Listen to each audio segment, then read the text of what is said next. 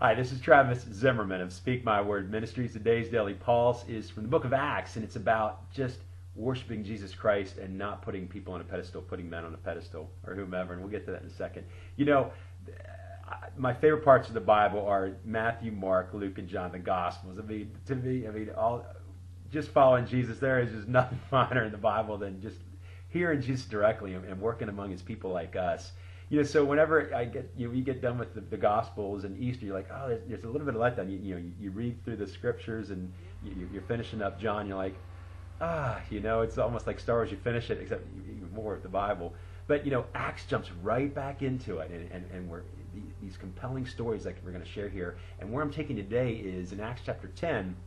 And as you may know, the gospel was initially intended for the Jews. They were God's chosen people through Abraham. But then it was going to go broader to the family of God, to the Gentiles, people like us.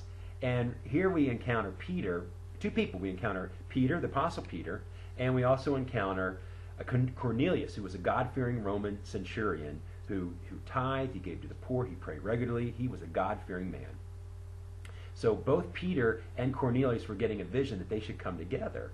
So what happens is Peter ends up traveling back to Cornelius's regiment or his house, and that's where I want to pick up the story. And again, remembering to don't put people on the pedestal, and that's the point of this daily pulse. The next, this is Acts chapter 10, verses the second part of 23, let's say 23b to 26.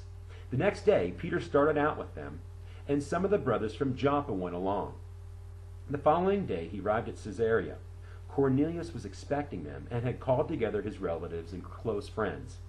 As Peter entered the house, Cornelius met him and fell at his feet in reverence.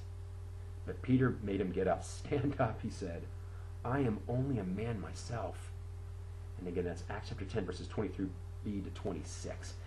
So, the application I see there, and here we see Cornelius falling at Peter's feet, like he had heard, because Peter saw a vision of what he was to do with Cornelius, and Cornelius saw a vision of what he was to do, and they were meeting together. So clearly, both of these men see God's plan in it crystal clear. So Cornelius, probably any one of us, he falls to the ground in worship, and Peter is Peter's feeling like he's the object of that worship. But how much in our own life? Sometimes I'll put I love, as you know, I really enjoy Bono. I love their music. I love U2. Even Steve Ferrari, the guy that called me back the other day. I mean, guys like that. I put my dad on a pedestal. I put my own wife can be on a pedestal. We have to make sure that we can love people. But again, I don't think what's in view here is that Cornelius was worshiping Peter.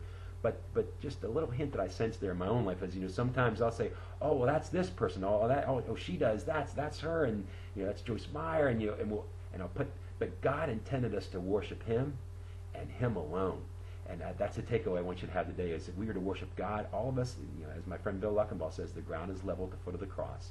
We all put our trousers on one plant leg at a time. So just trust Jesus, worship Him.